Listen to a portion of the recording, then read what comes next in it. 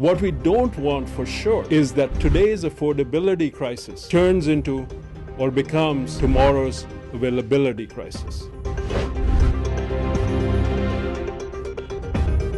We are in the midst of a global food crisis. You know, right now, more than 50 countries have food inflation of more than 15% year on year. This is troublesome, not only for the poor countries, but also for rich countries. Now, this is really important. You know why? Because we, sitting in vast economies, we spend maybe 10-15% of our income on food. They, on a good day, spend like 50-60% of their income on food. We need to make sure that millions upon millions of people, not in one, not in two, but in dozens of countries, have access to affordable food in 2022, but also in 2023 and going forward. There are plenty. I think it's about time we start putting them into practice.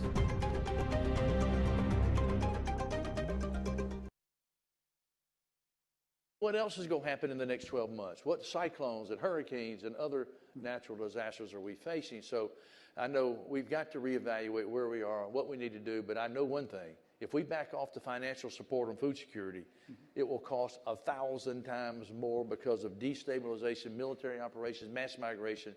We've learned from experience that it costs more when we don't come in and address food security right. But anyway, Boris, I know there's no good news in there, there's not, but there is hope out there, and the women and men at this conference are the type of leaders that I think are now beginning to realize food security is a global crisis, and we've got to get ahead of it, because you don't have food security, you're not going to have peace. You're just not going to have peace at all. What else is going to happen in the... Welcome to the Committee on Teaching About the United Nations CTAUN webinar on hunger. Hunger, many causes, many solutions, actions by the UN and partners. I am Anne-Marie Carlson, Chair of CTAUN, here to present some key groups and individuals who have been focusing on hunger. CTAUN members have done the necessary research and made the decisions so we could present some very special speakers, along with their rather unique efforts and projects. You'll be hearing about the effects on students and their education, along with what we feel are successful strategies for improvement. We're very pleased to have Ramu Damodaran, CTAUN Honorary Advisor, as the moderator for this meeting. You'll meet him a little bit later. He'll be part of many of today's presentations. We've already shown 2 short videos relating to the UN's World Food Program, WFP, and now we're moving on to our first speaker, Sally Amelina Muzamil, whose lifelong mission has been to fight hunger globally and to save and transform lives. And Sally has been hard at work on this, first of all in her home country of Indonesia, with the tsunamis and earthquakes there, and then in Syria, but also wherever in the world the need has occurred. So since I lived and worked in Indonesia for a few years, please permit me to say Selamat Datang, welcome, and Selamat Siang, good afternoon to Sally. Thank you, Sally, and please talk with us. Terima kasih, Anne-Marie. Thank you, Anne-Marie. Good afternoon, everyone. It's such a pleasure to be here. Thanks, CTAUN, for having me today, and to all of you who are joining us in this session. I sincerely appreciate the opportunity to talk to a group of people who evidently cares about the issue that we will be discussing today, which is hunger. As Anne-Marie mentioned, my name is Sally Muzamil. You can call me, I can go by Sally. I am a humanitarian working with the World Food Program, connecting today from New York City, where I currently based since the past 18 months. But before that, I have been mainly serving in the field, at country, at sub-regional and regional levels, in various contexts where WFP works, from development settings to conflict settings, countries hit by natural disasters or protracted conflicts. So it has been quite a sobering career with WFP. As also mentioned, I started in my native country, Indonesia. Back then, a bit of a history of how I ended up with this organization. On Boxing Day of 2004, maybe many of you may recall or not, my country, along with few other, were hit by a major earthquake, which was followed by tsunami. Back then, it was entirely unprecedented, waves up to 100 feet high on the Indian Ocean. The disaster led to unimaginable destructions and more than 200,000 people killed. And the rest is history. Back then, I was very young, fresh out of college. And I remember until now, I had a constant urge to do something. I felt troubled for the people affected, the mothers, the fathers, children who lost their families, their homes, almost everything, and really was in deep shock and did not know what to do. So a lot of humanitarian organizations came in immediately. There was a tsunami or a pouring of attention, global attention. A lot of help came in, including from the World Food Program. So, and I was met with the opportunity to join the organization for its tsunami response. We work day in, day out to bring food to the affected communities and supporting the government in its disaster response, as well as preparedness for future disasters. The tsunami was not it. It was followed by subsequent flooding, earthquakes, and soon after I joined, I think like a year after I joined WFP, there was also another earthquake that hit Yogyakarta, and Marie, you may know the area, that left the area flat, and I was deployed as a first responder, and that, you know, that kind of work actually led me to continue working for WFP, and being humanitarian became my calling, so to speak. Like there to support people affected by drought, climate change, conflict, and all that. Now, we just saw a clip talking about global food crisis. Let's talk a little bit of what that is. I'm going to share you a few figures just for you to have a picture what we're talking about. Today, up to almost 1 billion, so 828 people, which is 1 in every 10 of the world's population, go to bed hungry every night. And this is not hungry, grumble in your stomach. This is hungry of not knowing where the next meal will come. And WFP estimates in some of our operations where we are present and data is available, more than 345 million people are facing high levels of food insecurity. And this is not just a regular number. This number is 200 million more compared to just 3 years ago.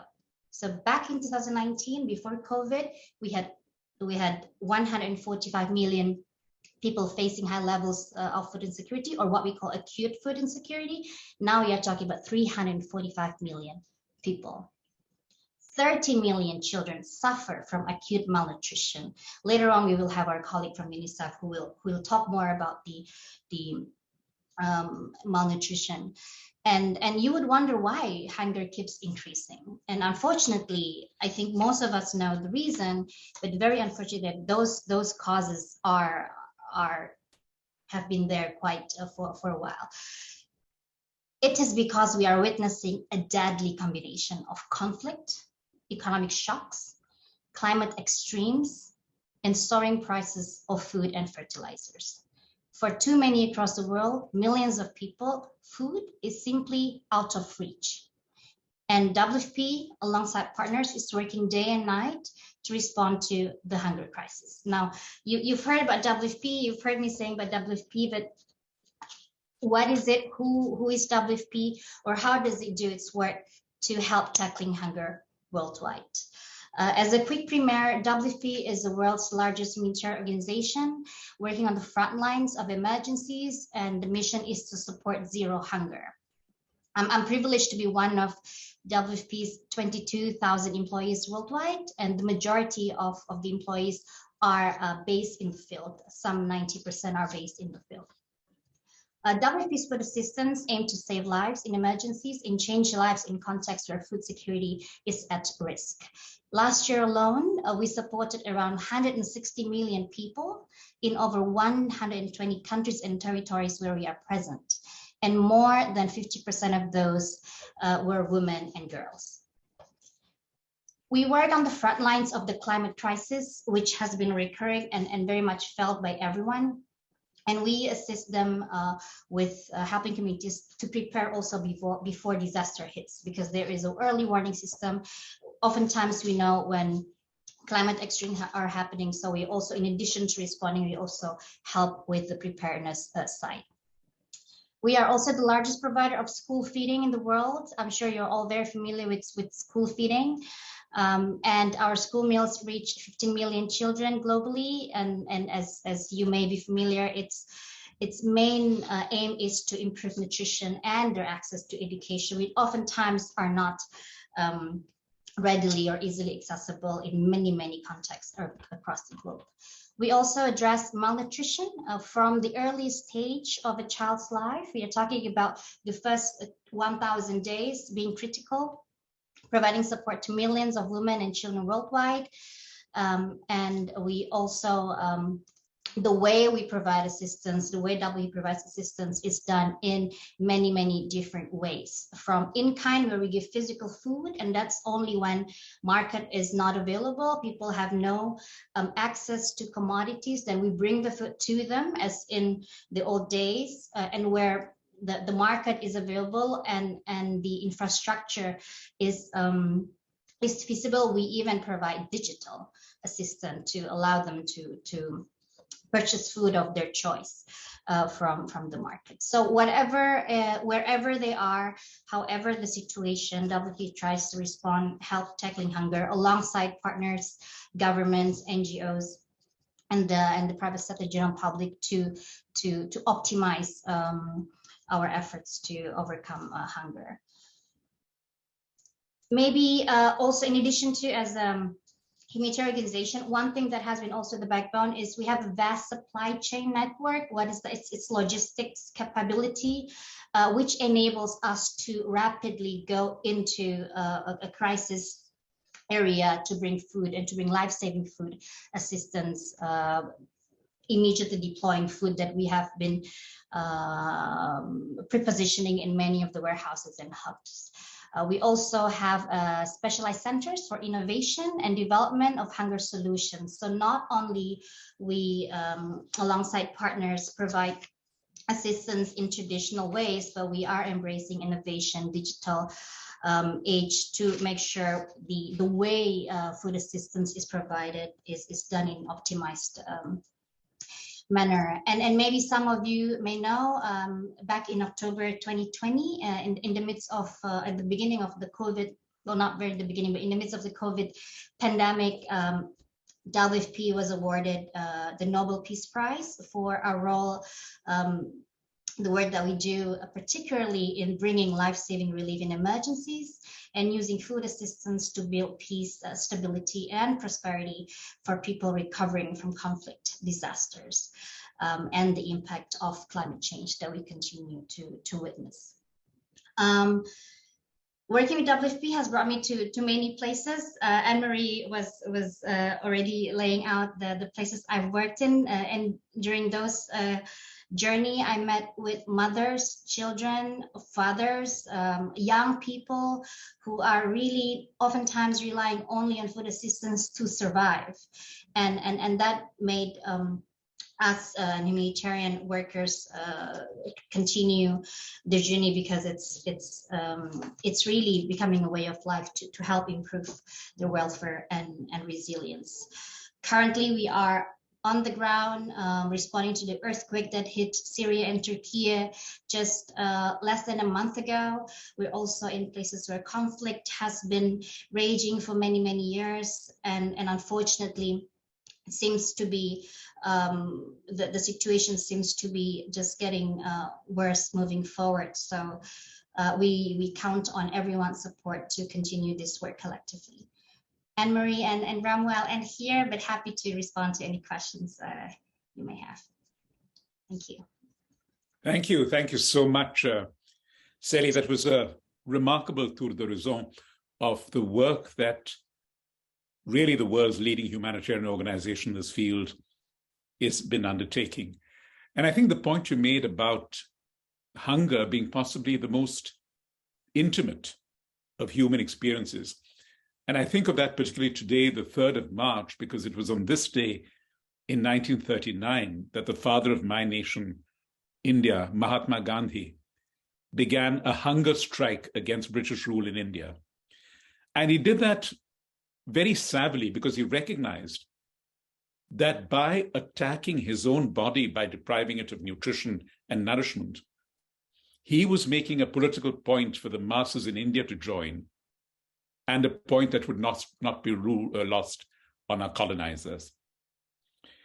And it's a pleasure for me now to move to a speaker who has experience in my own country, India, and particularly working on the sector, Sally, that you mentioned, early childhood, malnutrition at that point, and the necessity of linking school education with nutrition and nourishment in the form of midday meals. And I know we're going to come to that later in the program as well. But for the moment, I'd like to begin with a film clip from another UN agency, the United Nations Children's Fund, UNICEF, and its spokesperson, Harmonie Boucher, who works on early childhood nutrition on the prevention of stunting for young children.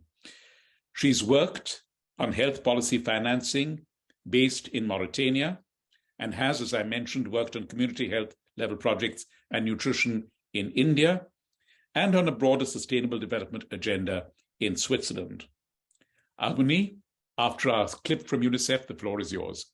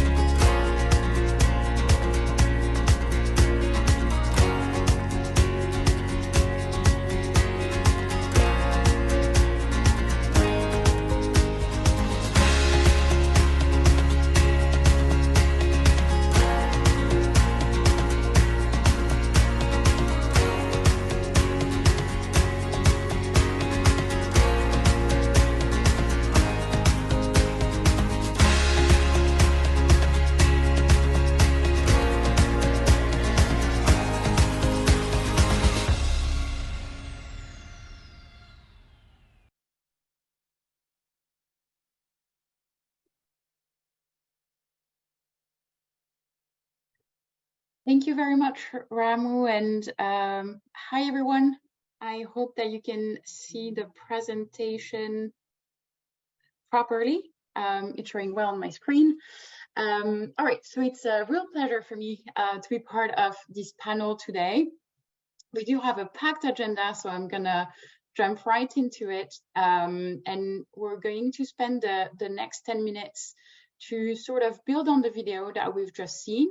I want to provide you with some background information to understand how and why we, with UNICEF, WFP, and other partners, at time we need to provide RUTF, and also unpack the whole concept of wasting that was touched upon during the video. But before diving in, I want to talk about the life cycle approach to nutrition that we have at UNICEF. Because at every stage of childhood, children have unique nutritional needs, influences, risks, and eating behaviors. And our data shows that at all age, most children are not eating diets with enough nutrients or diversity. They are eating foods that are containing too much sugar, salt, and fat. And that presents a lot of risks, and that can lead to one or more forms of malnutrition. There is stunting, micronutrient deficiencies, overweight and obesity, and what we're going to talk about today, wasting. All those conditions can affect school performance They will affect as well lifelong economic opportunities, and they will present health risks for everyone into adulthood. And as Sally presented just before, we're focusing for wasting prevention on the first 1,000 days, meaning the conception of the child to the second year of their life, because it's a unique window of opportunity. This is when we can prevent and act on adequate maternal nutrition during pregnancy and during lactation. This is when we can also work on early and exclusive breastfeeding, age-appropriate complementary foods and feeding practices. And this is also when we can reinforce access and use to essential nutrition and health services. And so why is it so important? Why am I talking about children that are under 2 years of age? Well, it's because something absolutely exceptional is happening in the first 2 years of a child's life. There are enormous physiological changes that are taking place between birth to 2 years of age. And when a child reaches their second birthday, their brain has grown up to 75% of their adult size. More than 1 million new neural connections have been formed at every second.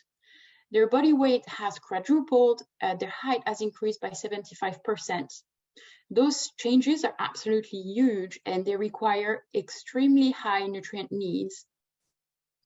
So much so that actually children between 6 months and 2 years of age have greater nutrient needs per kilogram of body weight than at any other time in their lives, including adolescence. And this is also during this time, those first 2 years, that we see problem arising. And that's one of the reasons why we're focusing on this today for this presentation. Don't worry, I'm not gonna delve into this slide too much. The reason why I'm showing this is to really show that the outcome of having a healthy and well-nourished 2-year-old child is not a standalone. And I think that Sally presented it very well. It's not just about food or access to food. It's comprised by a set of very complex determinants that are all connected and that are all influencing each other in a very complex way. What I mean by that is that when we're looking at nutrition, we cannot just look at this. And it's way more complex. And good nutrition is about knowledge of the caregiver, for example, of the mother, of the family. It's about the environment in which the child is brought up. It's about the norms. It's about income, as Sally presented as well. And it's about resources. Child malnutrition today has many faces, and new forces are also changing what we knew and are impacting the diets of children. In the case of wasting, you can see I've highlighted 2 causes. First, climate and environment change. This is what we see happening in the Horn of Africa as right now, and is in the Sahel region. They're having to live through longer span of droughts. And this is also the result of several failed rain seasons over the past years. We also have humanitarian crises that are caused by wars, like we see in Yemen, that are caused by natural disasters, like we saw in the example of Indonesia and Thailand earlier in the 2000s. This is what we see in Madagascar. This is what we see during the earthquake happening in Turkey and Syria, or the floods that have happened in Pakistan. And now that I have set the scene and that we understand a bit better what can impact a child's diet, I will stop just for the time being on wasting. Wasting is the most life-threatening form of malnutrition. It does not only make a child look very thin, in some cases, the child may also suffer from a swollen stomach, face, feet, and limbs. And it's not just, again, about food, because this affects deeply the child's overall well-being. It weakens their immune system, their ability to fight viruses, bacteria, and fungi, And this leaves them extremely vulnerable to developmental delays, to disease, and at times death as well. And when those children are so underweight and so weak, they cannot eat normally, they cannot rely on family food. They need life-saving, ready-to-use therapeutic foods, as we saw in the video. That is this high-calorie nut paste, and is provided as a medical treatment. It is treatment, and that can literally mean the difference between life and death for them. Here you can see an overview, a snapshot overview of where the burden of wasting currently lies in the world. And what might surprise you is that children under 5 with wasting are not all concentrated in emergencies hotspots. Only a quarter of children suffering from severe wasting live in emergency context, which means that actually 3/4 of them are living in non-emergency context. And this snapshot shows it well, where we see the number of children under 5 affected by wasting. And in 2022, we're looking at about 47 million children under the age of 5 suffering from this form of malnutrition. Now, in the context of wasting, what does UNICEF and their partner are doing? The approach to eliminate wasting-related mortality in children comes from 2 main angles. First, we want to see less children suffering from wasting. And then second, we want to be able to treat more children that are suffering from wasting. So we do have a prevention side and we do have a treatment side.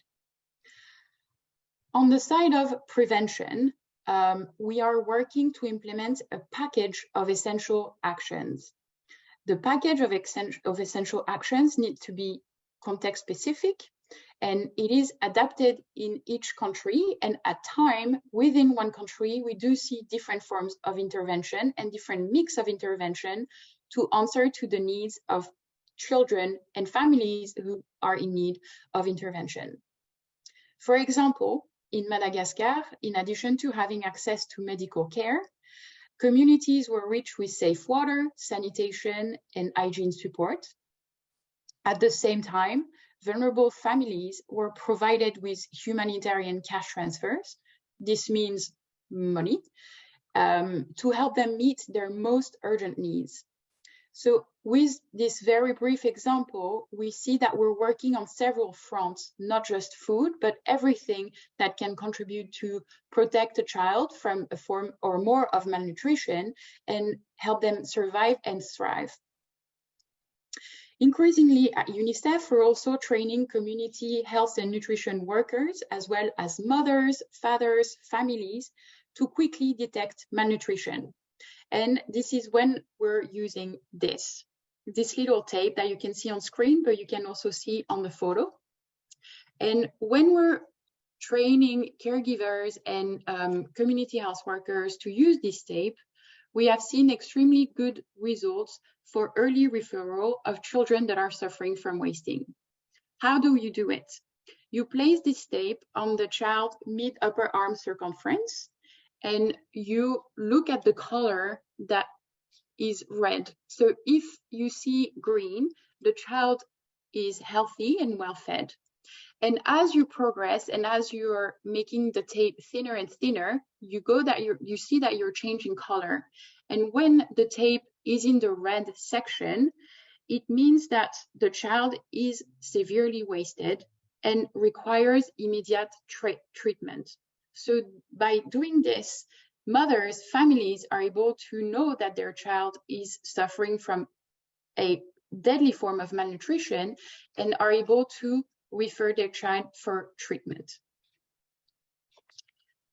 So treatment means that prevention has failed, and this is when we would like to see less and less treatment, but treatment is a must because we need to save those children's lives.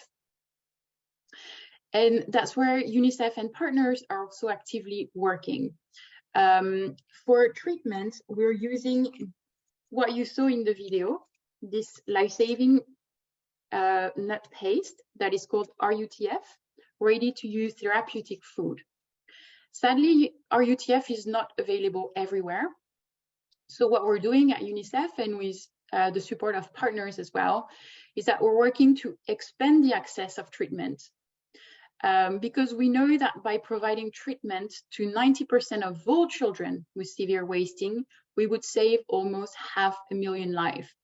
So solutions are possible, and we are all committed to continue saving lives, but we need to continue investing, and we need to continue working to make it easily accessible for everyone who needs it. That is it for me today. I hope you understood at least a little bit more about the complex nature of wasting and the context in which we are using this therapeutic food. Thank you very much. And I included some resources that you can access if you have more questions. And then I'm also available in the Q&A box if you have any follow-up questions. Over on my side, back to you, Ramu. Thank you. Thank you. Thank you so much, Almini. And just to say that we'll make the resources that you've so thoughtfully put together available to all registrants later. And that was such a powerful image, Almini, that when we talk of breath, which is really the source of energy in life, and the thought of a child having to use all that energy just to breathe, that is a powerful metaphor which I think will stay with us long after this discussion. Thank you for that. We titled this program about the United Nations and its partners, and we've had two very important vignettes from the United Nations, UNICEF just now and the World Food Programme to begin. And now I'd like to bring in one of the many critical partners in our global endeavor. And this is Mary's Meals, a global charity that provides meals for more than 2.2 million children amongst the world's poorest. The founder and chief executive officer of Mary's Meals is Magnus McFarlane Barrow. And he was drawn to this because of his realization that nutritious food attracts children to the classroom where they can gain the education necessary to move out of poverty. Magnus was named one of Time magazine's 100 most influential people in the world in 2015. His first book was titled The Shed That Fed a Million Children. He was originally a fish farmer in Argyll in Scotland, from where he joins us this afternoon. And he and his brother were so moved by reports of the Balkans War in 1992, they took leave from their jobs and traveled down to Bosnia with aid and distributed it. And that idea of bringing aid, bringing supplies to those who need it most, informs the global venture he leads today. Magnus, the floor is yours. Thank you very much, Ramu, and thank you for inviting me into this meeting. Yes, as you said, Ramu, I got involved in this work in what was meant to be a one-off response to the crisis that was occurring in the early 90s in the former Yugoslavia. I didn't intend to make this my life's work at all. My brother and I, over a pint of beer one night in our local pub, were talking about a terribly moving news report we'd seen about how refugees were suffering in Bosnia-Herzegovina. We launched a little appeal just asking for basic supplies, and we drove them to a refugee camp. And I came back thinking I'd done my good deed, and it didn't quite work out that way because people kept giving. I found it hard to stop them giving, and so I gave up my job and I began driving trucks back and forth during that war. And the work grew, and we got involved in various emergency responses and other kinds of work too. We got involved in primary healthcare projects. We were rebuilding schools that had been destroyed during the war. All sorts of things. No real theme or focus. And the first 10 years of this work we did under the name of Scottish International Relief. And then 10 years after that first little effort, this work of Mary's Meals was born. And again, it was born a little bit unexpectedly, again, not planned by me. We were in Malawi that year, and we were working there for the first time on an emergency feeding program. That was a year of terrible food insecurity across southern Africa, many millions of people facing starvation in Malawi in particular. And so we were carrying out a very simple emergency project in some of the villages there. And during the course of that work, I met this family.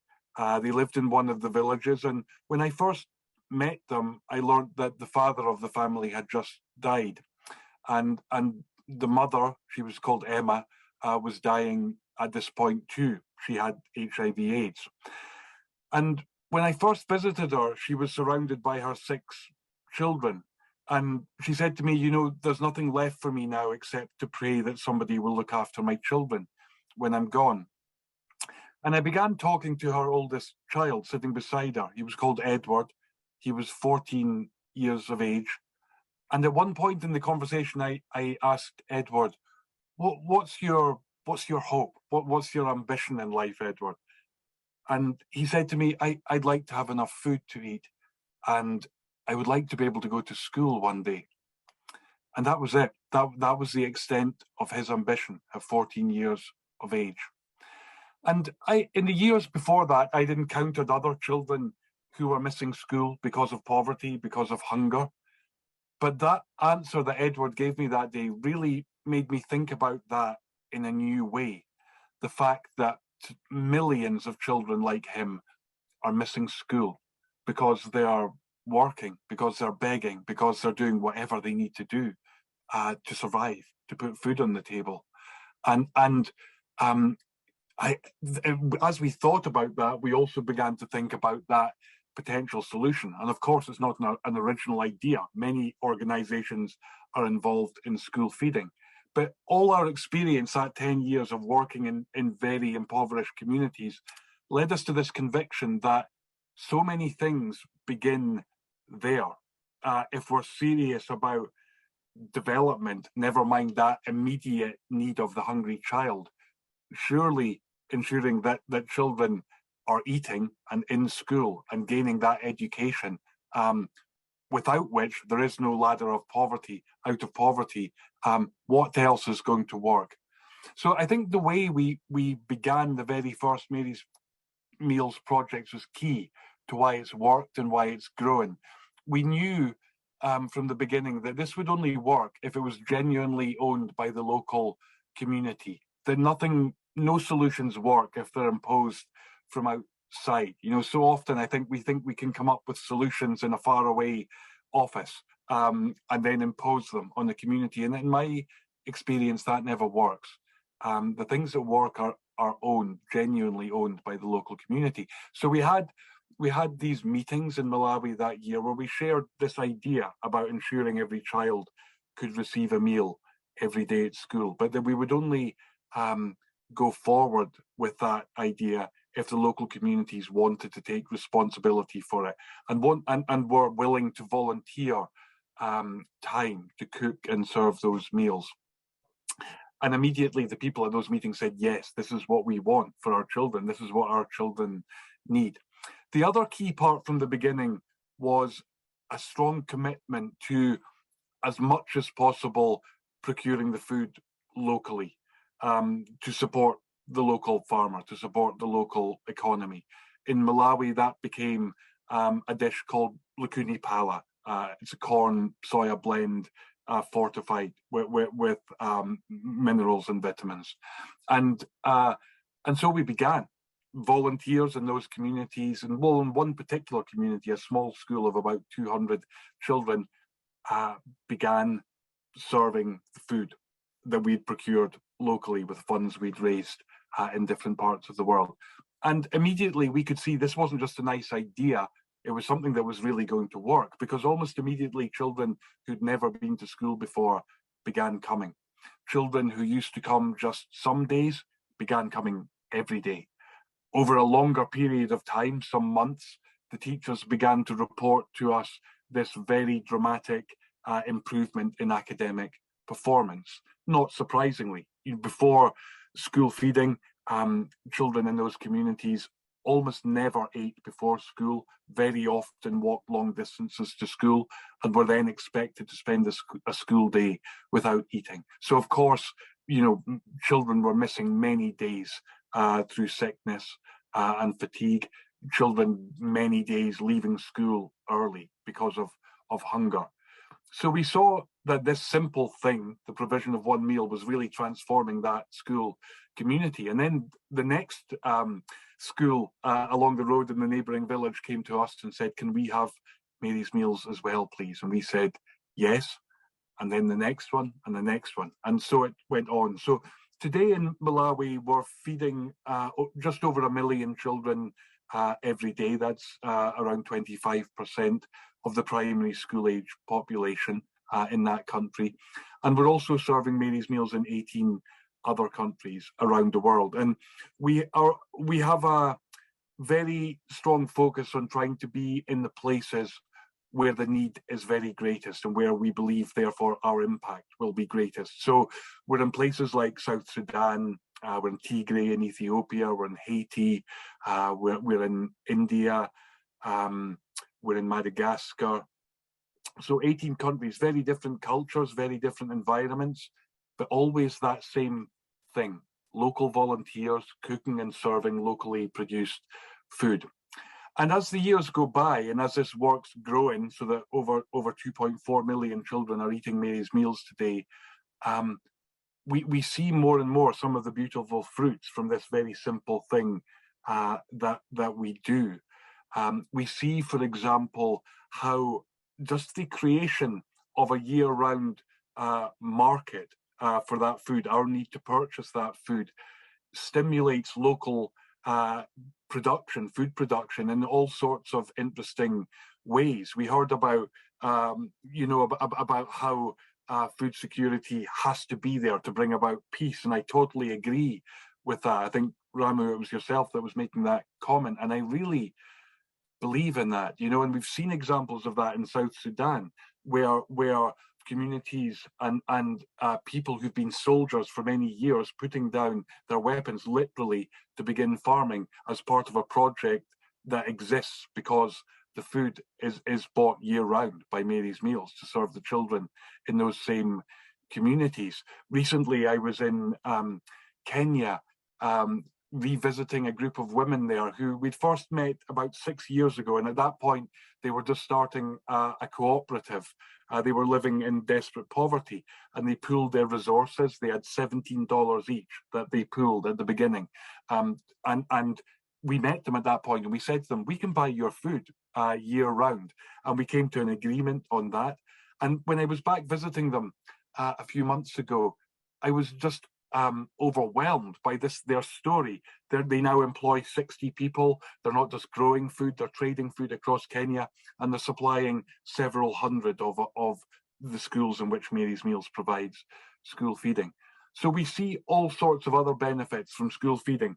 We also, one of the benefits of getting older, as I am now, is it's wonderful to go back to the communities where we began. 20 years ago, we served the first meals in Malawi now. And to meet young people, young adults, who will say to us, I never would have gone inside a school if it wasn't for those meals. I might not be alive today if it wasn't for those meals.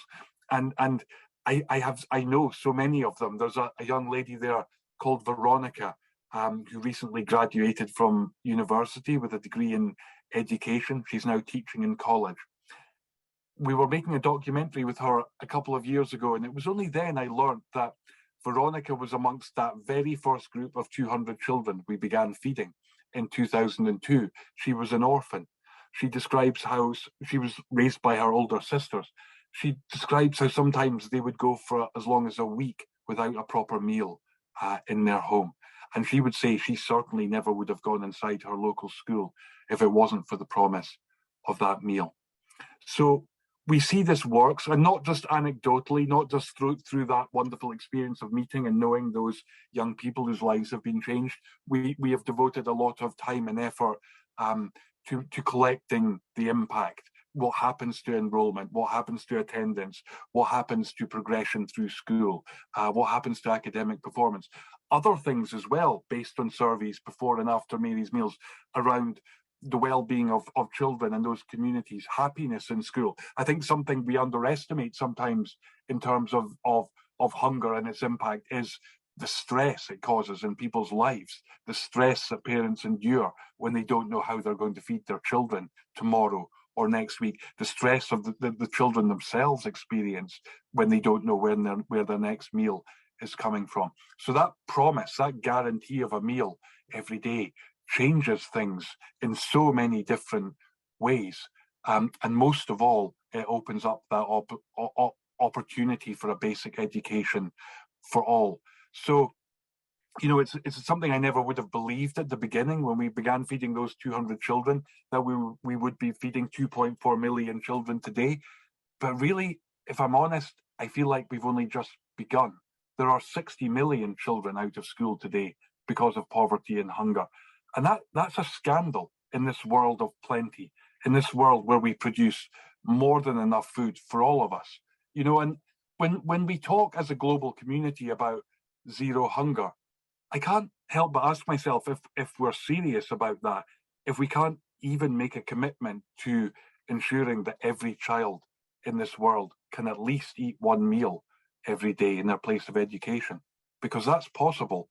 And I'm not sure what else works in terms of development if we don't get that right. I'm not saying that just on its own, that's everything. There are so many other important things to address, and we've heard some great examples of that in this meeting. So of course it doesn't stand alone, and we don't stand alone, but that's essential. We have to get that bit right if those other parts of development are going to work, and that vision might be realized. So thank you very much for inviting me on this call today, just to share a little bit about Mary's Meals. Thank you.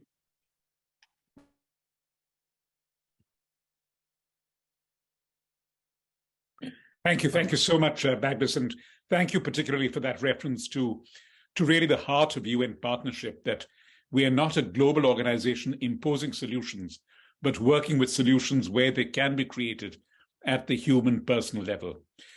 And it occurs to me that you were as old when you first went to Bosnia as Peter Brosnan is now, and he's a member of the board of directors of CTAUN. He's really the whiz behind our technical arrangements for each of these events, but also the voice of a generation slightly younger than ours about what they want to be taught and how they can live that teaching. So, Peter, may I ask you to introduce our next speaker?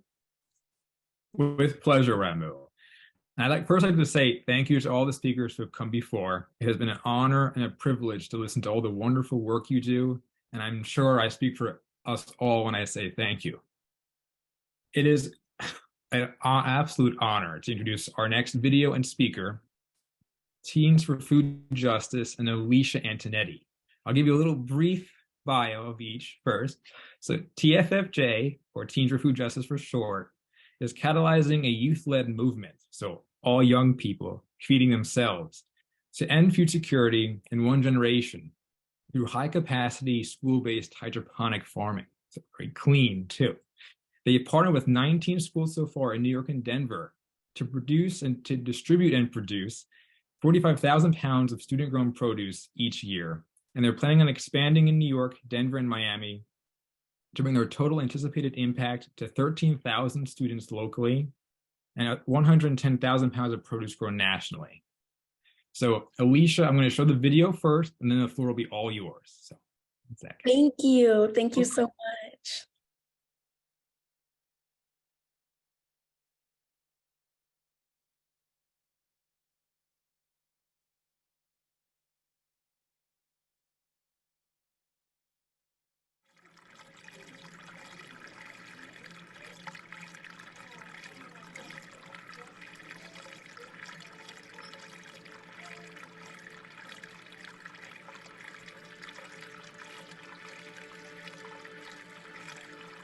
Once I walked into the door and I saw all, everything, I was inspired. I was so amazed that you don't have to grow herbs outside, but you can grow it inside. We never thought that, as kids, that this day would come that we can, help give to our community. Teens for Food Justice is striving to eradicate food insecurity and the resulting negative impacts that we see on health in our low-income communities of color. These are youth-led, community-based solutions where we partner with schools and community-based organizations to build high-capacity hydroponic farms that are capable of growing as much as 10,000 pounds of produce per year. As part of the class, students also built the actual rigs themselves. So you have kind of not only the science of growing the food, but like, how can I create the structures that will allow me to grow the food? There are so many career opportunities that are available to our kids as a result of their exploration in this program. Students can work on greenhouse management, on hydroponic management, on irrigation systems. They can also, if the more food activism piece is interesting to them, there's different roles in food justice and in local government that would be available to them with the work that we're doing here. Teens for Food Justice is able to provide students with the leadership skills to go out and be comfortable advocating for change in their society. 1654 with the following amendments. So I just applaud you and both of you for your great, powerful advocacy. Because if you look around our community, we don't have any healthy options to eat. It's not that easy to find like fresh produce everywhere. I worry about it because like there's not enough healthy food going around. You guys have different samples of different leafy greens, things that I've never tasted before myself, and that you've introduced us to. It's really amazing because I helped grow them, so it's like me tasting my work and like what I could do.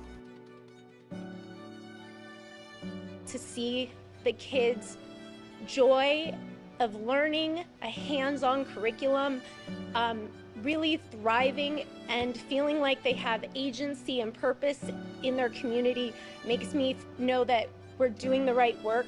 So we're like saving this community, you know, like that's rich. It sounds crazy though, we're just having this experience, but that's the possibility of having this hydroponic farm, that's what it can do.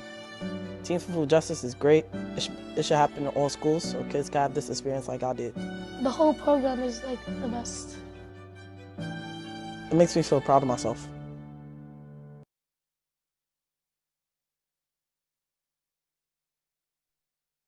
All right, Aaliyah, why don't you tell us a little bit about yourself and then all the wonderful work you've done?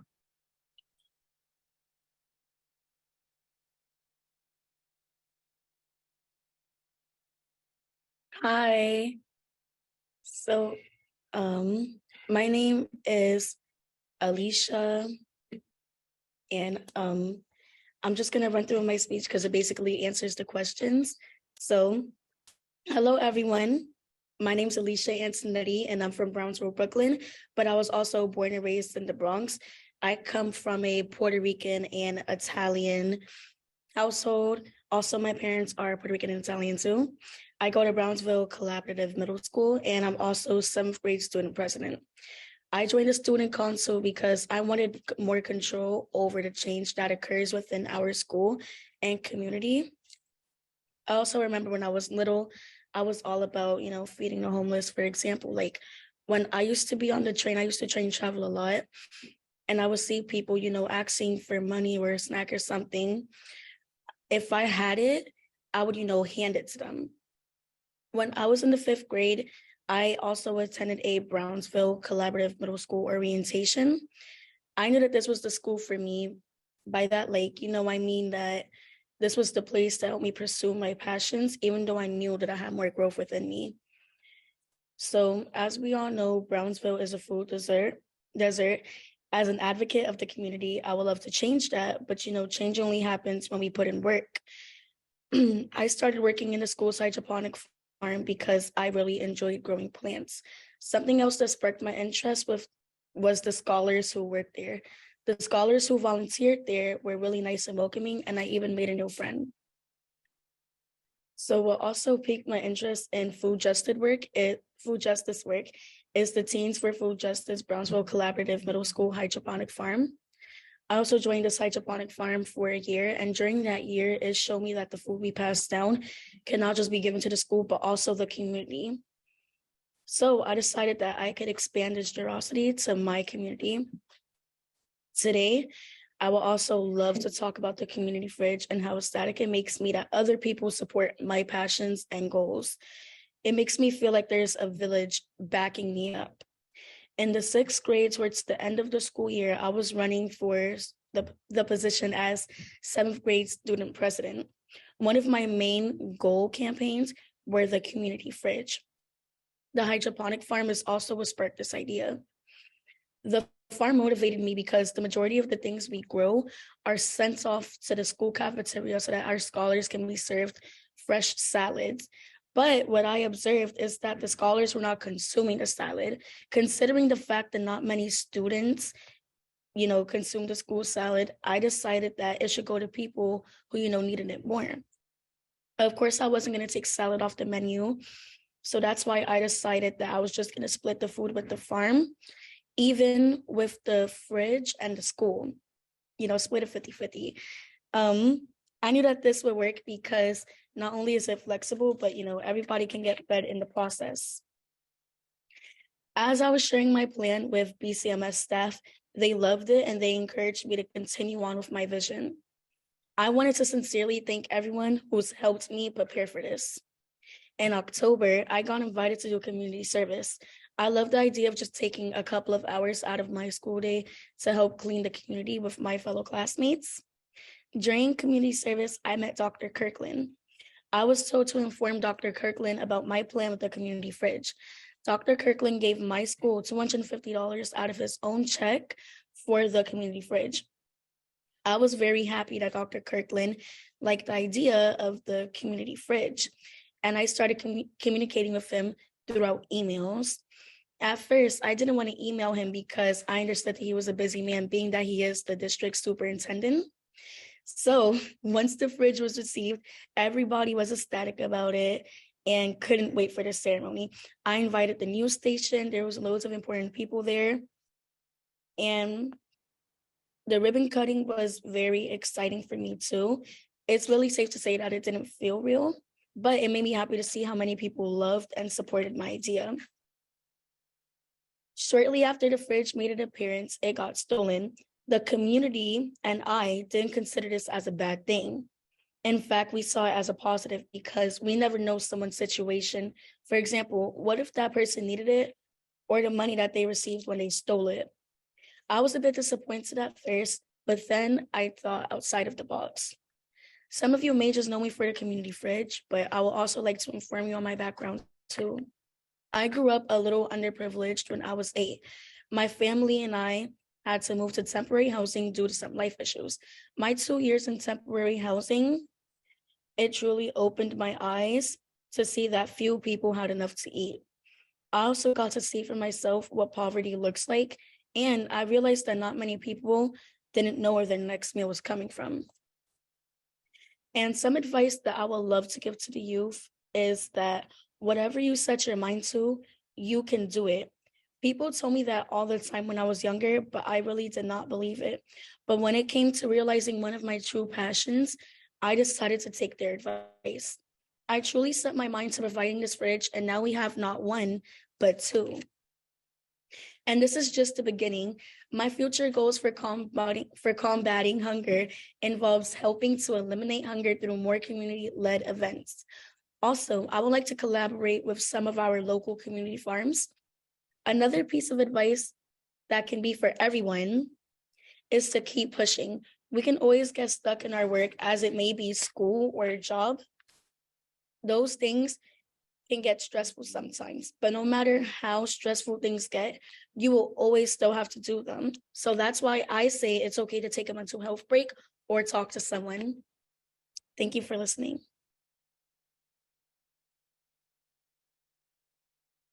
Alicia, that was absolutely wonderful. Thank you so much for your wonderful words of wisdom and advice that I'm sure we all appreciate and take to heart. I now hand it back over to Ramu to introduce the rest of our wonderful lineup. Thank you. Thank you so much, Peter, and thank you, Alicia. I'd now like to introduce a vignette from an organization that the former Secretary General of the United Nations, Ban Ki-moon, established in 2017 when he had concluded his term of office, the Ban Ki-moon Center for Global Citizens. It's meant to empower women and young people to achieve development goals. And just last week, Mr. Ban, in an interview, spoke about smallholder farmers who in sub-Saharan Africa and Asia produce 80% of the food, but receive only 1.7% of climate finance. He described it as irrational and injustice. And let's have a look at what the Ban Ki-moon Center is doing in this global cause.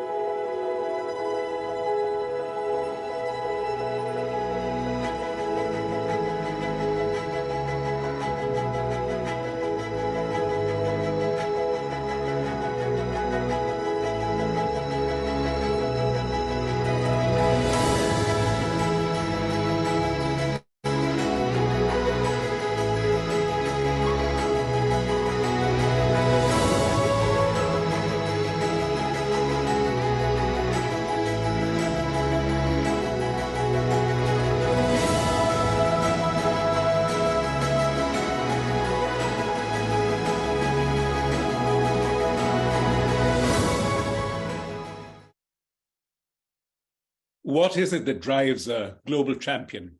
If I had to choose one word, it would probably be concern. A concern for a world that you may not directly experience yourself, but which you feel instinctively you are responsible for. And that brings me to our next speaker, Kirk Pritchard, who is Vice President of Programs at Concern Worldwide, managing the team responsible for all US-funded programs and policy at Concern, a portfolio which totals more than $70 million in 18 countries. He has trained over 1,000 humanitarian professionals in different settings in 21 countries faced with food and conflict emergencies. He describes himself as a proud native of New Jersey, which I can relate to. He received his master's degree in international humanitarian action from the University of Groningen in the Netherlands. Kirk? Thanks so much for that. And I think my exact words were the great state of New Jersey, but we'll let it go for there. Hey everyone, great to kind of see you virtually here. My name's Kirk. I work for programs on the programs team here at Concern Worldwide. I'm more of a visual person, so I'm going to pull up a couple of slides. Don't worry, they're quick and they're mostly pictures as well. So Rama, could you just nod your head if you can see this? Is that good? Yeah, you good? Great. All right. So Concern Worldwide. We are an international humanitarian aid organization. And really quick, who we are before I jump into what I'm talking about is the thing that kind of sets us apart from a lot of other organizations is kind of where we work. So Concern has like this laser-like focus on conflict and fragile affected states here. So as you can see by this map here, almost every single country that Concern works in, it has an element of conflict, hunger, climate, all kind of met together there. So like everything from North Korea, we're one of the only organizations working in North Korea, to Central African Republic, Haiti, Ukraine, Syria, etc. So that kind of sets us apart. But I was given the interesting, I could say, assignment of closing us up here with some optimistic news, or like on an upbeat, which is pretty hard when one of the things I was also told to do was talk about the state of the world. Because I mean, to be frank, I'm not going to beat around the bush here. The state of the world isn't the world's greatest right now. You just need to turn on the news or go on the internet there to kind of see that. One of the things that really sets apart is the scale and scope of the humanitarian emergencies that are kind of battering the world today is immense. It's like nothing we've ever seen before. If you just look at this chart here, back in 2015, 1 in 95 people were in need of humanitarian assistance, which is way too many, obviously. But if you look all the way up here at the end here, currently we're at 1 in 29 million people, or 29 people worldwide. 1 in 29 people worldwide are in need of humanitarian assistance. Over 250,000 people are in need of this life-saving humanitarian assistance. And obviously this is not a good trend line, especially because so many other indicators that we've seen over this time have gotten better. The economy's gotten better, hunger's gotten better for the most part, and so many countries. So the fact that we've seen humanitarian assistance and these people that are in need of life-saving, amazing emergency support going up massively, like threefold here, isn't that? It's just not a good thing. And then you add on to that things like some of the emergencies going on that are today, like Ukraine. It's the 1-year anniversary, I think, like yesterday or 2 days ago, of the conflict in Ukraine. One of the biggest displacement crises ever to happen. 6 million people essentially overnight were forced out of their home, like massive displacement, conflict, war, sexual violence, all types of bad things going on there. And then on the natural disaster side, just what was that, 3 weeks ago, the earthquake in Turkey, one of the biggest earthquakes to hit the region in 100 years. Some of these areas, 60% of the buildings have been destroyed or need a rehabilitation. Tens of thousands of people, unfortunately, killed by the earthquake. So it really isn't, the world's greatest. And then to add kind of insult to injury, one of the areas that I work in the most is this region of the world called the Horn of Africa. And people have different definitions of it, but it's broadly speaking Kenya, Somalia, Ethiopia, South Sudan sometimes, et cetera, et cetera. And the thing that's going on in the Horn of Africa right now is one of the worst droughts that's ever hit the region.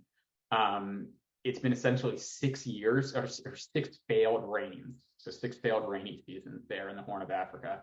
And what I always like to say about that is for our American colleagues, can you imagine if Nebraska went essentially 6 rainy seasons without any rain whatsoever, not a single drop of rain, what that would do to a country like America? It's really, no country, regardless of how it was or how it was beforehand, could kind of withstand this. And we're seeing some horrible aspects as a result of that. And adding insult to injury on this one, it is things like that war in Ukraine that you might be like, what did the war in Ukraine have anything to do with the Horn of Africa? But Ukraine and Russia were huge major food exporters. And that impacted the global supply chain and all these other things. You can see it right here. The total amount of wheat and things like that, about a quarter of the world's wheat came from Russia and Ukraine. And things have improved a little bit. The supply chains are getting better, but it absolutely has driven up prices in these areas. And on top of that, it's essentially sucked the air out of the room for humanitarian needs otherwise. So for example, 97% of Somalia's humanitarian need funds are unfunded right now. And that's because so much more money is going into these other countries like Turkey, like Ukraine, from these things that have more of the kind of media attention, et cetera. And as a result of these things, we have these horrifically bad statistics, like 1 million children under 5 could die as a result of this in the Horn of Africa. How is this possible in the year 2023? Like, it absolutely should not be happening. I'm going to skip over some of the more depressing news, especially pictures of dead animals and things like that, because we don't need to see that on a Friday afternoon. But this chart here essentially shows that even as bad as all that can be, it can get worse. This is a picture. These are 2 maps of Somalia right here. For those of you that aren't huge geography buffs, this is Somalia, and up here, Puntland, and then Somalia here. And this is the level of food insecurity we're seeing. As my colleague said at the beginning, with the MUAC bans and those things that we're measuring severe acute malnutrition, we're looking at April to June. Again, if these rains don't come, almost the entire country of Somalia being in severe acute malnutrition status. It's absolutely staggering. And once you get to that level, I mean, the thing that goes unsaid, and I think we need to say it because it's reality, is that's when you get to the point where children are dying. Pregnant and lactating women are dying of starvation, of not having food, of not having water. And again, I just think that it's completely not allowable in today's day and age that the richest the world's ever been, that we still have this kind of thing going on. Okay, all that being said, I know someone's sitting there being like, I thought you were supposed to be like closing us out on an upbeat note, Kirk. So here's my attempt to do this. And the one upbeat note I have on all this is, the thing is, we actually know the solutions. Like, there is common sense. Everyone's like talking drones and technology and all this other stuff, which are all great, but we know what we need to do to solve malnutrition. We know what we need to do to end hunger worldwide. It's not magic, and it doesn't take huge amounts of resources. It doesn't take all these things. It's simple solutions that involve the community, as my other colleague was saying there, that get down to that grassroots level, that have basic things. And one of the things that proves this is we have this program called LEAF, Life-Saving Education and Assistance to Farmers. And this takes place in an area in the Horn of Africa called the Tana River region, which had some of the highest malnutrition rates in the region beforehand. And what it was a dual program. It was both the treatment of acute malnutrition, which my colleague was talking about earlier. So that's treating kids that are showing malnutrition, that are showing those signs of malnutrition. But then it's also trying to prevent that in the future via improved agriculture, things called climate smart agriculture. And as I said, it's really simple things. It's like using cover crops on top of your crops after the season. It's drip irrigation. It's better seeds, things like where the seeds are more resistant to drought. It's these very simple, straightforward things that have this massive impact. And as I said, it actually makes a huge difference. So during the worst drought in 40 years, so this is the worst drought the Horn of Africa has seen in 40 years, we've seen huge improvements in these areas. You can see it right here, massive improvements in terms of this. 50% of the farmers we're working on have more than enough land to feed themselves and their family and to put food out to market. And if you look at this next slide, 94% of the areas are consuming all the major food groups that they need to, and 77% of the county is consuming enough food. And again, 77 isn't 100. We want 100%, but it was only 25% before. So again, during the worst drought in 40 years, we've had a 50% increase in the amount of people that have enough food to eat. It's absolutely stunning. And again, this was not major things. These were easy, very cheap things that were going on in terms of agriculture. And one of the things I'll end on this kind of note, which is interesting, is this county that we were working in has required on government food assistance. So those are some of those WFP and FAO things you heard from the UN. You know, you've seen those pictures of the trucks dropping off wheat and things like that. For the last something like 30 years, every year they've been reliant on food assistance. This year, as a result, I would argue as a result of the program, was the first year these communities did not need food aid anymore. And again, during the worst drought in 40 years. So if we can do these kind of programs during the worst drought in 40 years, imagine what we could do during a normal year. Imagine how we could essentially cure hunger, make it so we don't need those MUAC bans you saw, make it so we don't have malnutrition going on anymore. And it's very much doable. Very final thing, just because I know we have so many teachers on board, I did want to flag that in addition to this, we have lots of FBGs going on. We have tons of resources as well. Concern does do some school work as well, where we have like teacher exercises and things like that as well. So if you wanted to check those out, go for it. Ramu, I'll hand back to you now. Thank you so much, Kirk. And to go back for a moment to New Jersey and your state motto of liberty and prosperity, I think that's really what you've shown us in this presentation, how you can liberate the human being from hunger, from want, from need, and allow her to prosper. And we've really come full circle with that, beginning with the organizations that constitute the UN, to the work of individual humanitarian professionals, to the work that Magnus and his team have been doing, to what Alicia shared with us. And you're all a testament to the motto of another organization: together we make change happen. And that organization is the Hunger Project, which believes that ending hunger starts with people. So let's have a brief vignette from them before our director, Anne-Marie, closes the program.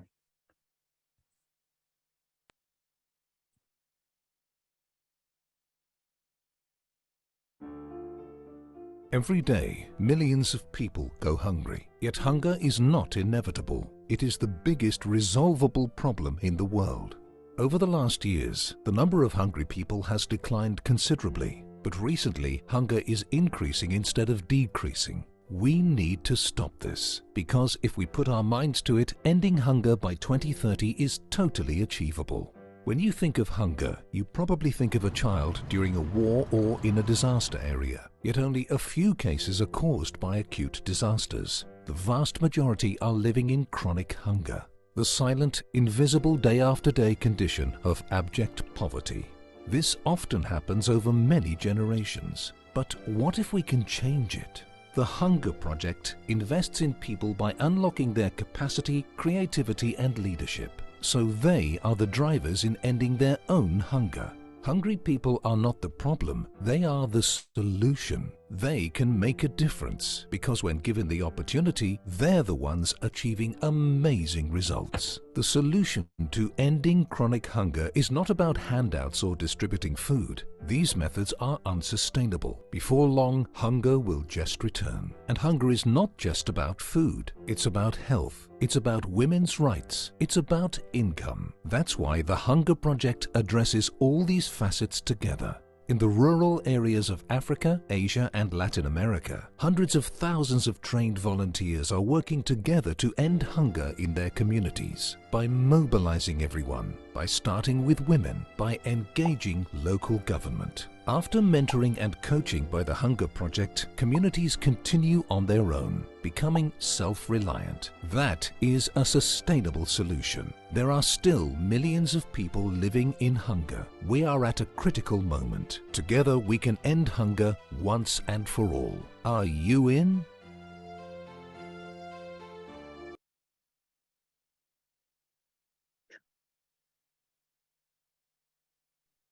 To close, I'd like to start with a few thank yous to Ramu, our moderator, for sharing his good insights and his abilities with us all. To our speakers for so beautifully enlightening us on the needs that they see in the world and providing some solutions. Our very talented CTAUN members who have devoted themselves to the planning and production of this webinar. To all of you who have registered, and a special greeting to those who have once again joined the CTAUN webinars. Next, with this webinar being recorded, we do plan to have the link on our CTAUN website over the weekend so it can be shared with others. Or if you would like to watch it again, please do.